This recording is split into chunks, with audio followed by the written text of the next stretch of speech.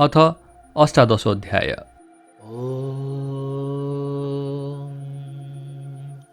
श्रीगणेशाय नमः। यं ब्रह्मा वरुणेन्द्ररुद्रमरुतः स्तुन्वन्ति दिव्यैस्तवैः वेदैः साङ्गपदक्रमोपनिषदैः गायन्ति यं सामगाः। ध्यानावस्थिततद्गतेन मनसा पश्यन्ति यं योगिनो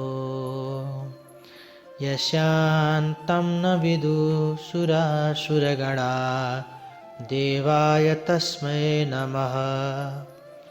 श्रीमच्चन्दनचर्चितोज्ज्वलवपुः शुक्लाम्बरा मल्लिका मालालङ्कृतकुण्डला प्रविलसन्मुक्तावली शोभिता सर्वज्ञाननिदानपुस्तकधरा रुद्राक्षमालाकरा वाग्देवी वदनाम्बुजे वसतु मे त्रैलोक्यमाता चिरम्।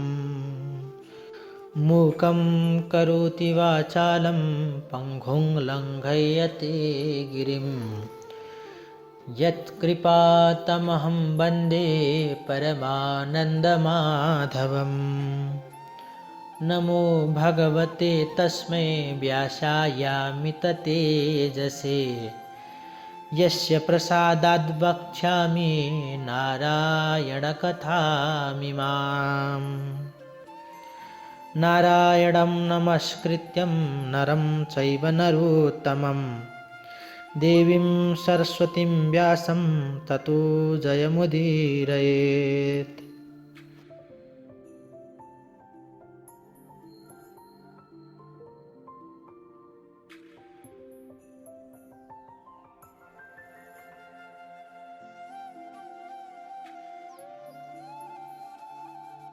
कुमारजी आज्ञा गर्नुहुन्छ, हे अगस्त्य मुनि। त्यसपछि श्री महादेवले विष्णुलाई बिदा दिई जालन्धरसित युद्ध गर्न लाग्नुभयो। श्री महादेव र जालन्धरको भयङ्कर सङ्ग्राम भयो। वृन्दाको पतिव्रता धर्म विष्णुले हरण गरिसकेका हुनाले जालन्धर शक्ति क्षीण भई महादेवसित युद्ध गर्न नसकी आकाशमा गएर महायुद्ध गर्न लाग्यो। श्री महादेवले पनि आकाशमा गएर युद्ध गर्न लाग्नुभयो। त्यसपछि जालन्धरको शक्ति क्षीण भएको जानी विष्णुले वृन्दाको सत्य डगाइसकेको छन् भन्ने ठानी तेजिलो त्रिशूल लिई तिनै नेत्रबाट अग्निको ज्वाला निकाली क्रोधपूर्वक जालन्धरको छातीमा प्रहार गर्नुभयो। त्यस त्रिशूलको चोटले जालन्धर मरी अनन्तपुरको चोकमा ठूलो शब्द गरेर पछारियो। त्यो चर्को शब्द सुनि वृन्दाले के को शब्द हो भनी हेर्न जाँदा आफ्नै स्वामी जालन्धर मरेको देखि अनेक प्रकारले विलाप गर्दै रुन लागिन्। हे स्वामी, मलाई यस्तो अवस्थामा एक्लै पारेर कहाँ जानुभयो? पापिष्ट विष्णुले छल गर्दा तपाईँको यो गति भयो र मेरो यो अवस्था भयो। तपाईँ बिना म प्राण राख्न सक्दिनँ। तपाईँ जहाँ जानुभयो म पनि उहीँ जान्छु भन्दै केश फिजाई श्री विष्णुको मुखमा हेरेर भन्न लागिन्, हे पापिष्ट विष्णु, तिमीले छली मेरो पतिव्रता धर्म नष्ट गरिदिनाले मेरो स्वामीको यो गति भयो। अब म तिमीलाई श्राप दिन्छु। झार हुनु परोस्, घाँस हुनु परोस्, कल्पवृक्ष भएर रहनु परोस्, ढुङ्गा भएर रहनु परोस्। यति 4 थोक श्राप दिए भने आफ्ना स्वामीसित सती गई वृन्दाले देह त्याग गरिन्।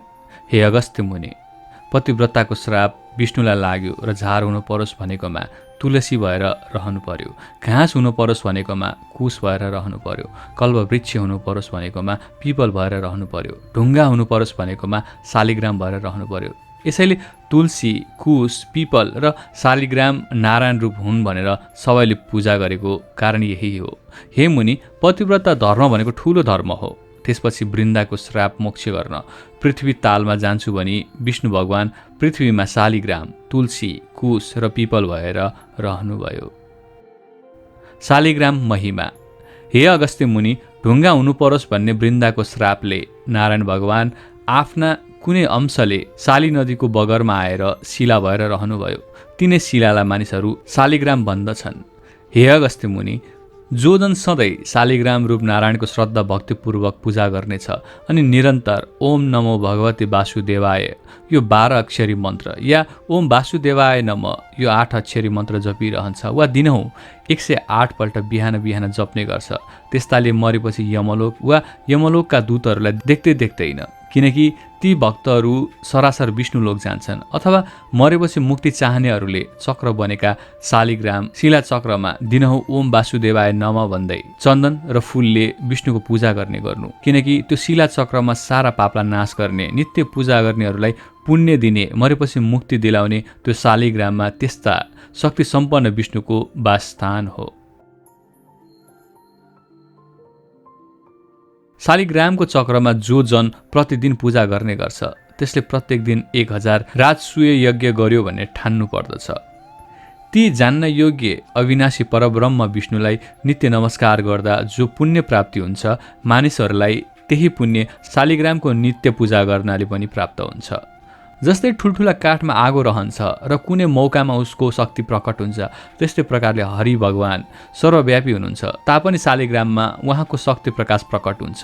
हे अगस्त्य मुनि, जसले ठुला ठुला पाप गरेका छन्, जसलाई शुभ कर्मको अनुष्ठान गर्ने अधिकार छैन, त्यस्ताले पनि शालिग्रामको पूजा गर्ने गरे भने ती जन नरक जाँदैनन्। विष्णु भगवान लक्ष्मीमा रमण गर्दा पनि त्यति प्रमोदित हुनुहुन्न अनि आफ्नो पूर्व वैकुण्ठमा पनि त्यति रमाउनुहुन्न जति शालिग्राम शिला चक्रमा सदा उहाँ रमाउनुहुन्छ। जुन व्यक्तिले शालिग्रामको शिलामा बनेको चक्रमा हरिको पूजा गर्छ, मानौ उसले अग्निहोत्रीको आचरण गर्दै सागर पर्यन्तको भूमि दान गर्यो भन्ने ठाने हुन्छ। मनुष्यले एकैपल्ट पनि शालिग्रामको पूजा गर्छ भने त्यसका सबै पापहरू नाश हुन्छन्। जसरी सूर्योदय भएपछि अन्धकार नाश हुन्छ, त्यसै गरी सारा पाप नाश हुन्छन्। हे अगस्त्य मुनि, जसले शालिग्राममा बनेको 12वटा शिला चक्रको विधिपूर्वक पूजा गरेको हुन्छ, अब म तिमीलाई त्यसको प्रभाव बताउँछु। मन लगाएर सुन। सुवर्ण निर्मित कमलहरूद्वारा 12 कल्प पर्यन्त 12 कोटी शिवलिङ्गको पूजा गर्नाले जो फल प्राप्त हुन्छ, त्यो फल 12वटा शालिग्राम शिलाको पूजा गर्नाले एकै दिनमा प्राप्त हुन्छ। फेरि जो व्यक्ति भक्तिपूर्वक 100 शालिग्राम शिलाको पूजा गर्दछ, त्यो व्यक्ति हरिको लोक वैकुण्ठ धाममा चिरकालसम्म बसेर पृथ्वीमा जन्मी चक्रवर्ती राजा हुनेछ। काम, क्रोध, लोभ व्याप्त भएको जो व्यक्ति, जो कोही सज्जनले पनि शालिग्रामको पूजा गर्यो भने त्यसका प्रभावले त्यो पनि हरिको लोक वैकुण्ठमा जान्छ। जो मनुष्य सधैँ शालिग्राममा गोविन्दको पूजा गर्छ, त्यस्तो जन निश्चय नै प्रलय नभएसम्म अधोगतिमा प्राप्त हुँदैन। मनुष्यहरू बिना तीर्थ, बिना दान, बिना यज्ञ, बिना बुद्धि पनि शालिग्रामको पूजा गर्नाले मुक्तिमा प्राप्त हुन्छ। शालिग्राममा हरिको पूजा गर्ने जुन उग्र पापी नै भए पनि पछि उसको न नरकवास, न गर्भवास, न ऊ किरा फट्याङ्ग्रा आदि कुनै योनिमा नै जन्मिन्छ। अर्थात् त्यस्तो तिर्यक योनि यानि तेर्सो शरीर हुने योनिमा जाकिँदैन। दीक्षा विधान र मन्त्र जान्नेवाला जो जन सधैँ शालिग्राममा विष्णुको पूजा गर्दछ भने त्यो जन वैष्णव धाममा जान्छ। शालिग्राम शिलाको जलले जो आफूलाई अभिषेक गर्छ, मानव उसले सबै तीर्थहरूमा नुहाएको हुन्छ र सबै यज्ञहरूमा दीक्षित भएको हुन्छ।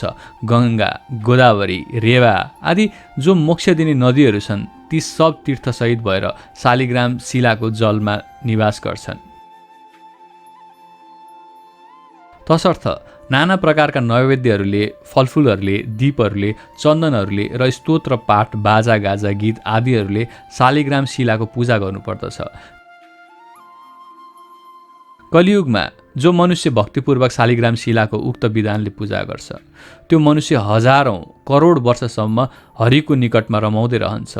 आफूले दर्शन गरिएका, पूजा गरिएका, स्तुति गरिएका करोडौं शिवलिङ्गहरूले जो फल मिल्छ, त्यो फल एउटै पनि शालिग्राममा गरिएको दर्शन, पूजन, स्तवनले प्राप्त हुन्छ। जो मनुष्यहरू शालिग्राम शिलाबाट उद्भव विष्णुलिङ्गमा एकपल्ट पनि पूजा गर्दछन्, ती जन अध्यात्म ज्ञान रहित भएका भए पनि मुक्ति प्राप्त गर्दछन्। शालिग्राम शिला रूपी केशव भगवान जहाँ हुनुहुन्छ त्यही यक्ष, देवता, सिद्ध र 14 भुवन रहन्छन्। जो मनुष्य शालिग्राम शिलाको अगाडि रहेर पितृहरूको श्राद्ध गर्दछ, उसका पितृहरू तृप्त भएर 100 कल्पसम्म स्वर्गमा निवास गर्दछन्। जो मनुष्य नित्यप्रति शालिग्राम शिलाको जल पिउँछन्, त्यसले हजारौं पल्ट पञ्चगव्य आचमन गर्नाले के प्रयोजन? अर्थात् केही प्रयोजन छैन। जुन ठाउँमा शालिग्राम रहन्छ त्यहाँबाट चारैतिर 3 योजन अर्थात् 12 कोससम्म त्यो स्थान तीर्थ समान मानिन्छ।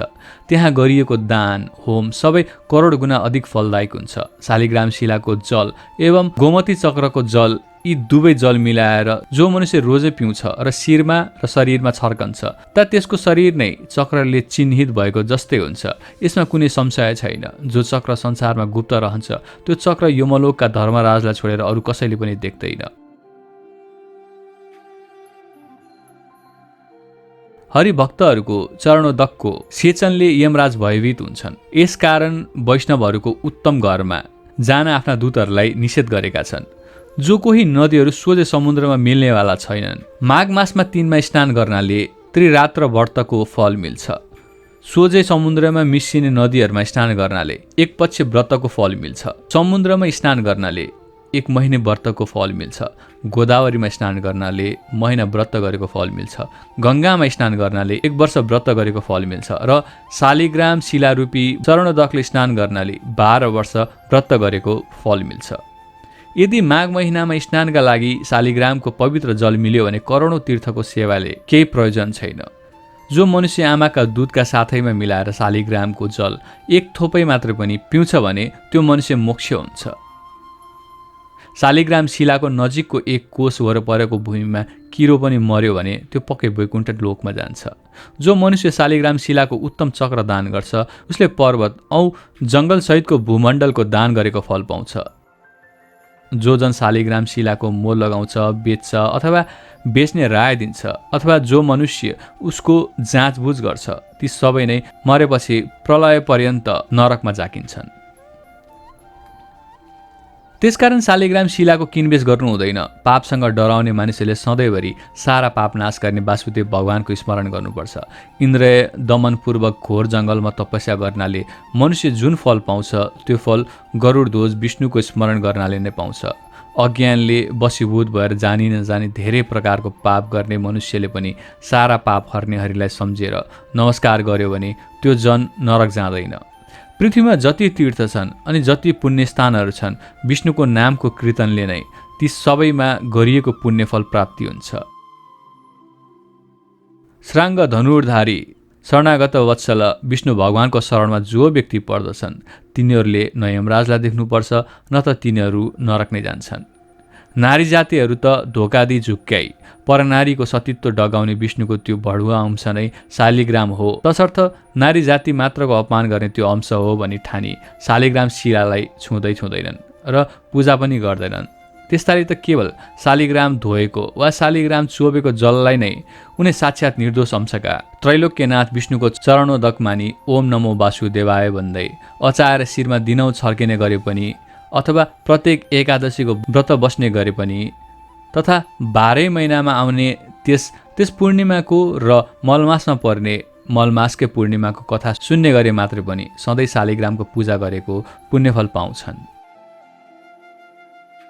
हे अगस्त्य मुनि, घाँस हुन परोस् भन्ने सती वृन्दाको श्रापले आफ्नो एक अंशले तुलसी भएका तुलसीका पातहरूले जो मनुष्य हरिको पूजा गर्दछ त्यो मनुष्यलाई पानीमाथि पानीमै रहेको कमलको पातलाई पानीले नभिजाए चाहिँ कुनै पापले पनि छुन सक्दैन।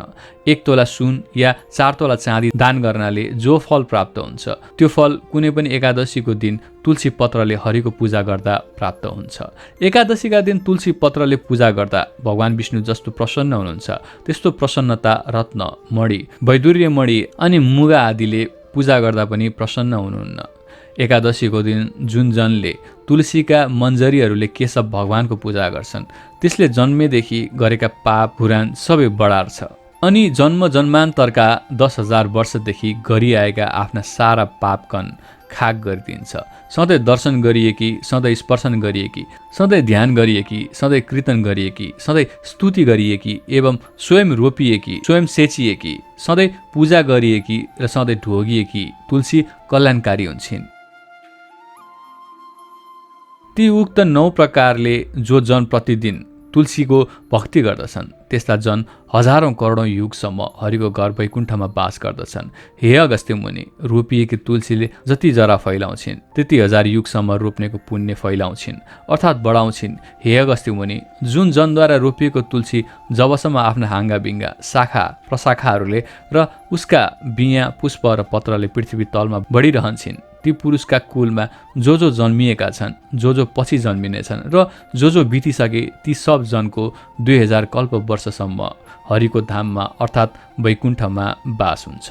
हे अगस्त्य मुनि, झाङका झाङ तुलसीको झाडी रोप्नेले यमराजको दर्शन गर्नु पर्दैन किनकि तुलसीको बुटो सबै पापलाई नाश गर्ने, चिताएको कल्याणकारी कुरो पुर्याउने, पुण्य दिने हुन्छ। जुन घरमा झाँगिएको तुलसीको मठ रहन्छ त्यो घर पुण्य तीर्थ समान हो। त्यहाँ यमराजका दूतहरू जाँदै जाँदैनन्। जो जन आफ्नो घरको आँगनमा तुलसी रोप्दछन् ती जन त्यस तुलसीको बोटमा जति बीज र तुलसी दल हुन्छन् अनि ती बीजका सन्तान दर सन्तान फैलिँदै चलिरहन्छन्।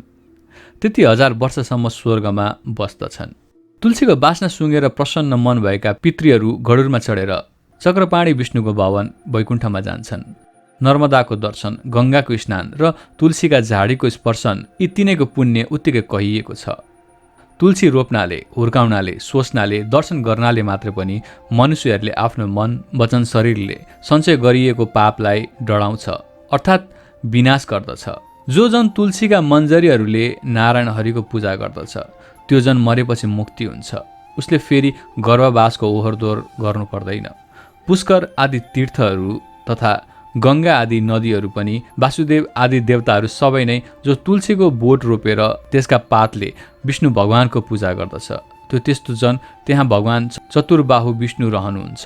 अन्तमा प्रसन्नतापूर्वक वहीँ रहन पाउँछ। त्यसकारण आफ्नो सदा कल्याण चाहने नरनारीले आफ्नै घर आँगनमा गहिरोसम्म जरा पुग्ने गरी मलिलो बाटो भरि बनाएको मठमा तुलसी रोपी तिनै तुलसीको सधैँ पूजा गर्नुपर्छ र पूजाको अन्तमा भक्तिपूर्वक स्तुति गर्नुपर्छ अनि नम्रतापूर्वक ती तुलसीलाई ढोग्नु पर्दछ। जसको दर्शनले समस्त पाप समूह शान्त हुन्छ, जसलाई छुनाले शरीर पवित्र हुन्छ, जसलाई ढोग्नाले सारा रोगहरू नासिन्छन्, जसको जल मस्तकमा सेचन गर्यो भने यमराज पनि डराउँछन्, जसको पत्र शिरमा चढायो भने भगवान श्रीकृष्णको अत्यन्त नजिकै बस्न पाउने गराउँछिन्, भगवानका चरण कमलमा चढायो भने मुक्ति दिलाउँछिन्, त्यस्तै तुलसीलाई नमस्कार छ। कुश महिमा। झार हुनु परोस् भनी सती वृन्दाको शरापले कुश रूपमा झार हुनुभएका कुशमा विष्णुका अधिकांश शक्तिशाली शक्ति रहेका छन्। भाद्र कृष्ण औँसी अर्थात् कुशी औँसीका दिन जरैसम्म उखलेर राखेको कुश फेरि अर्को कुशी औँसी नआएसम्म पवित्रै रहन्छ। अरू दिन उखलेको चाहिँ त्यसै दिनभरि मात्र पवित्र रहन्छ। कुश अत्यन्त पवित्र र पुण्यदायी झार हो। काँचो दुधमा दुधको मात्रा अनुसार 2-4 बोट हरियो कुश हालेर राखिदियो भने त्यो दिनभरि त्यो दुध फाट्दैन। ग्रहण लागेको बेलामा घरमा राखेको पानीमा कुश हालेर राखिदियो भने ग्रहण लाग्दा हुने वातावरणको दूषित दोष त्यस पानीमा पर्दैन।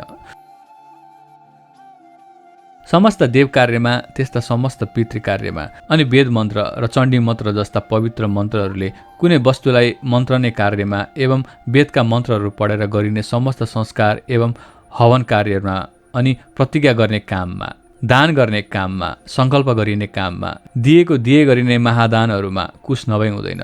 तिल, जौ, जल यी 3 शक्तिसहितका ब्रह्मा विष्णु महेश स्वरूप 3 टुक्रा कुश हातमा लिएर गरिएको सम्पूर्ण कार्य उसैले वा उसका सन्तानले फर्कायो या खोस्यो भने त्यस्तो खोस्ने जनको अब्तालिनै पर्छ या दुर्गति हुन्छ। कुश छोएर वा लिएर झुटो बोले या क्रिया हाले त्यसलाई कोड निस्किन्छ। वेदका मन्त्रहरूले मन्त्रेको कुशले मात्रै पितृहरूबाट पिण्ड पानीको सार तत्त्व र समाचार पुर्याउँछ। देवताहरूलाई हविको भाग दिलाउँछ। मन्त्रिएको वस्तुमा विष्णु शक्ति सम्पन्न गराउँछ अर्थात् हरेक पवित्र कार्यलाई सुसम्पन्न पार्दछ। कुश चोबेको जललाई विष्णुको चरणोदक नै मानिन्छ। यसै उसले कुशले जल छर्किएर अभिषेक गरिन्छ। अशुद्ध भएको कुनै वस्तुलाई कुश जलले शुद्ध पवित्र पारिदिन्छ। त्यसकारण सबैले कुशलाई साक्षात् भगवान विष्णु स्वरूप नै मान्दछन् र मान्नु पनि पर्दछ। पहिलेका राजाहरूले देवी देवताको पूजा आजा चलाउन कुश समाति दान गरेको भूमि पछिकाले हडपेर भोग गरे अथवा रैकरमा गाभ्यो भने त्यस्ताहरूको पनि 40 वर्षभित्रै चल्लीबिल्ली बिचल्ली हुन्छ। तसर्थ कुशको अपमान गर्नु साक्षात् भगवान विष्णुको नै अपमान गर्नु जस्तै हो। किनकि प्रत्येक वनस्पतिमा सधैँ कुनै न कुनै गुण अवश्य रहेको हुन्छ त कुशमा साक्षात् विष्णु नै रहनुभएको हुन्छ। त्यसैले तिल, जौ, जलसहितको कुश पक्रेर सङ्कल्प गर्दा पहिले हरिओम तत्सत भनिन्छ अर्थात् ओम माने सत्य, रज, तम मिलेको शक्ति। ओम नै हरि यानि विष्णु हो। तत् माने यो विष्णु नै सत यानि सत्य वस्तु हो। तसर्थ यो कुश रूप विष्णुलाई समातेर म यो सङ्कल्प गर्दैछु। त्यसरी सङ्कल्प गरेको वस्तु जो अडप्छन् त्यो अवश्य नासिन्छ। पिपल महिमा। सती वृन्दाले रुख हुनु परोस् भन्ने सत्य श्रापले गर्दा आफ्नो कुनै एक अंशले विष्णु भगवान पिपलको रुख हुनुभयो। तसर्थ पिपलको रुखलाई मानिसहरूले साक्षात् विष्णु रूप जस्तै ठानेर नर वा नारी सबैले प्रयत्नपूर्वक प्रत्येक संसारबार मात्र पूजा गर्ने गरून्। जीवनमा बार नसके पनि एकपल्ट त शनिबारको दिन पारेर यथाशक्ति गरी पिपलको प्रदक्षिणा 1 लाख अवश्य पुर्याउन्। पिपलको फल पाकेको महिनामा बन्द्या नारीले यदि शनिबारको दिन पारी पिपलको रुखमुनि विधिपूर्वक राधा दामोदरको यानि लक्ष्मीनारायणको पूजा गरून् र राधा दामोदरको स्वरूप मानेर ब्राह्मण दम्पतिलाई श्रद्धा भक्तिपूर्वक यथेष्ट भोजन गराई दक्षिणा दिइसकेपछि नबोलिकन एकदम मौनतापूर्वक आफू पनि भोजन गरून्। त्यसपछि आउने कुनै दिन पनि पर सरेको चौथो रात बितेको भोलिपल्टको दिनमा गाईको दुधमा पिपलका पाकेका फल 2 तोला जतिको खिर पकाएर त्यो दिन त्यो खिर मात्र खाउन् त एकदम विन्द्या नारी पनि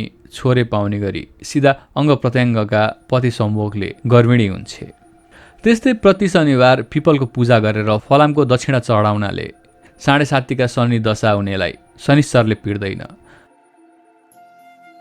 हे अगस्त्य मुनि, त्यसरी वृन्दाको सत्य डगाउने काम सके शिवजीसँग विदा भई विष्णु भगवान वैकुण्ठ धाम गएपछि शिवजी आफ्नो काम फत्ते पारी अर्साले साँडेमा चढी सकल देवता अघि पछि लगाई अनेक खुसीका बाजा बजाए, अप्सराले नाची, गन्धर्वले गान गरी पुष्पवृष्टि गर्दै कैलाशमा प्रवेश गर्नुभयो अनि प्रमथगणसहित शिवशक्ति स्वरूपले रहनुभयो। त्यसपछि सबै देवताहरू महादेवसित विदा मागेर आफ्ना आश्रममा गई आनन्दपूर्वक रहन लागे। हे अगस्त्य मुनि, अब पातालका कुरा कहन्छु, तिमी ध्यानपूर्वक सुन। पार्वतीको आज्ञाले अश्वस्थामा ऋषि सप्त पातालको मूल रसातलमा पुगे। कस्तो पाताल भन्ने सूर्यको प्रकाश चाहिँ प्रकाशमान भएको अनेक प्रकारका रत्नहरू जडेर बनाइएको सुवर्णको पुरीमा असङ्ख्य सम्पत्ति भएका शेषनाग, तक्षकनाग, कर्कोटनाग, पद्मनाग, शङ्खनाग, कुलिकनाग र करुणनाग बसेका र नागिनीहरू पनि हीरा, मोती, मणिमाणक्य आदिका गहना एवं उत्तम उत्तम वस्त्र अलङ्कार पहिरी ऊभन्दा ऊ राम्री भएर बसेका त्यस्तो स्थानमा पुगेपछि अश्वस्थामाले हे शेषनाग, पार्वतीका आज्ञाले श्री स्वस्थानी परमेश्वरीको व्रत गराई जो दुखी छन्, जो दरिद्र छन्, तिनको उद्धार गर्न म यहाँ आएको हुँ। यहाँ कोही दुखी छन् कि भनी सोधे। अश्वस्थामाको वचन सुनि शेषनागले भने, हे ऋषि, यहाँ त्यस्ता दुखी र दरिद्र कोही पनि छैनन्। त्यहाँ त्यस वनको नगिचै शङ्खचूड नाग, रत्नचूड नाग, कृपादत्त नाग र धात्रराष्ट्र नागको घर छ। तिनका स्त्रीहरू साह्रै कष्टमा छन्, त्यहीँ गएर सुध्याऊ। यति शेषनागले भनेपछि अश्वस्थामा तिनै नागिनीहरू कहाँ गए। त्यहाँ शङ्खचूड नागकी स्त्री हिरावती, रत्नचूड नागकी स्त्री रत्नावती र कृपादत्त नागकी स्त्री मृगावती एवं धार्तराष्ट्र नागकी स्त्री मदनावती थिए। यति ती नाग नागिनी परस्पर अनन्य प्रीतिले बस्दा दैव संयोगले दुःख पाई घरमा बस्न नसके ती 4जना नागहरू परदेश गएका रहेछन्। अनि नागिनीहरू पनि पति परदेश गएपछि 4जनाले सल्लाह गरी घर छाडेर वनमा बसी दुःखका दिनहरू बिताउन लागेका रहेछन्। ती नागिनीहरू दुःखमा परे पनि महासत्यवादिनी थिए। नागहरू परदेश लागेको 12 वर्ष बित्दा पनि नागहरूले नागिनीहरूको र नागिनीहरूले नागहरूको केही समाचार पाउन सकेका थिएनन्। अश्वस्थामा ऋषि त्यस्ता दुःखका सिन्धुमा डुबिरहेका ती नागिनीहरूलाई हपार्दै उहीँ पुगे। ती नागिनीहरूले सुनेर को हपार्दछ भनी गुफाबाट निस्केर हेरे अनि अश्वस्थामा ऋषिलाई देखेर सोधे, हे अश्वस्थामा ऋषि, आज हामी पापिनी दुखीका घर के कामले आउनुभयो? तब अश्वस्थामा भन्दछन्, हे नागिनी हो, पार्वतीको आज्ञाले श्री स्वस्थानी परमेश्वरको व्रत गराई जो दुखी छन्, जो दरिद्र छन्, जसका पुरुष छैनन्, जो सन्तानहीन छन्, उसको उद्धार गर्न भने आएको हुँ। यति अश्वस्थामाको वचन सुनि नागिनीहरूले मनमा आनन्द मानी, हे ऋषीश्वर, हामी दुखी पनि छौँ, दरिद्र पनि छौँ, पापी पनि छौँ, हाम्रो सन्तान पनि छैनन्, पुरुष पनि छैनन्, अत हामीलाई त्यो व्रत अवश्य गराउनुहोस् भनी नागहरू परदेश गएको र आफूले दुःख पाएको सबै विस्तार गरिसकी आदरपूर्वक उनलाई आसनमा बसाले। अनि अश्वस्थामा भन्दछन्, हे नागिनी हो, ध्यानपूर्वक सुन। सत्ययुगमा हिमालय पर्वतकी पुत्री पार्वतीले श्री महादेव स्वामी पाउन भने श्री स्वस्थानी परमेश्वरीको व्रत गरेको विधि सुनाउँछु। पौष शुक्ल पूर्णिमादेखि हात गोडाको नङ काटेर स्नान गरी पवित्र भई एक भक्त रही एक चित्त गरी मेरो फलाउने कामना सिद्ध होस् भनी नित्य मध्याह्न कालमा श्री स्वस्थानी परमेश्वरीको पूजा गर्नु र उनैको कथा सुन्नु। माघ शुक्ल पूर्णिमाको दिन 108 रोटी, 108 अक्षता, 108 बेलीपुष्प, 108 यज्ञसूत्र, 108 पान, 108 कुटका सुपारी, जौ, तिल, फलफुल आदि सबै 108 सगुन समेत नाना उपचार तयार पारेर आरसीमा ओमकार लेखी गङ्गाजल स्नान गराउनु र श्रीखण्ड, रक्तचन्दन, सिन्दुर, अबिर, पुष्पमाला चढाई धूप, दीप, नैवेद्य, वस्त्र भेटी अर्पण गर्नु। यसरी पूजा सकेर अर्घ्य दिनु अनि प्रसाद झिकेर अष्टोत्तर 100मा 8 रोटी, 8 अक्षता, 8 पुष्प, 8 पान, 8 कुटका सुपारी सगुन समेत आफ्ना पुरुषलाई दिनु। पुरुष नभए छोरालाई र छोरा नभए मित छोरालाई तथा मित छोरा पनि नभए मेरो फलाना कामना पूर्ण होस् भनेर गङ्गामा बहाउनु र 100 रोटी आफूले फलाहार गर्नु अनि रात्रिमा जागराम बस्नु। यति गरेपछि तिमीहरूको दुःख नाश होला, यसमा अन्यथा नमाने। यति अस्वस्थामाले भनेको सुनि नागिनीहरू खुसी भई भन्न लागे, हे अस्वस्थामा ऋषि, हामी स्त्री जातिलाई यस्तो ज्ञान कहाँबाट प्राप्त हुनु? तपाईँ बसेर व्रत गराई हामी अभागिनीहरूको उद्धार गरिदिनुहोस्। यति भने ऋषिलाई सम्मानपूर्वक घर लगेर बसाइराखे। त्यसपछि पौष शुक्ल पूर्णिमाको दिन आयो र विधिपूर्वक व्रत आरम्भ गराई। महिना दिन पुगेपछि माघ शुक्ल पूर्णिमाको दिन समस्त सामग्री तयार गराई श्री स्वस्थानी परमेश्वरको पूजा गराई। पूजा सकिएपछि अस्वस्थामा ऋषिले भने, हे नागिनी हो, अब अर्घ्य दिए जप पाठ ध्यान स्तुति गर।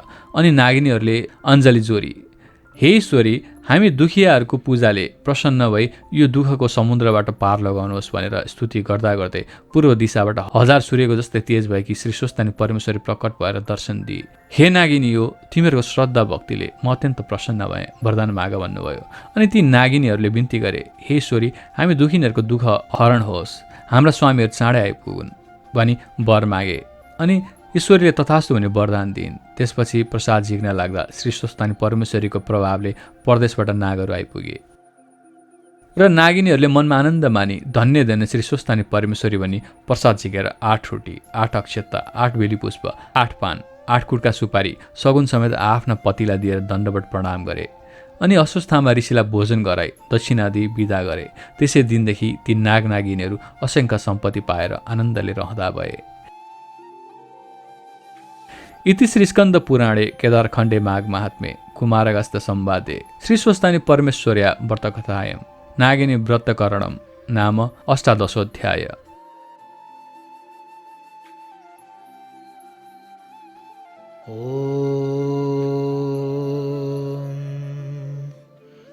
उपनयतु मङ्गलं वः सकलजगन्मङ्गलालयः श्रीमान् दिनकरकिरणनबोधितनवनलिनदलनिवेक्षणः कृष्णः काले वर्षतु पर्जन्यः पृथिवी सस्यशालिनी देशोऽस्यं क्षोभरहितो ब्रह्मणः सन्तु निर्भयाः अपुत्राः पुत्रिणः सन्तु पुत्रिणः सन्तु पौत्रिणः निर्धनाः सदनाः सन्तु जीवन्तु शरदां शतम् तत्रैव गङ्गा यमुना च तत्र गोदावरी सिन्धु सरस्वती च तीर्थानि सर्वाणि वसन्ति तत्र यत्राच्युतोदारकथा प्रसङ्गः या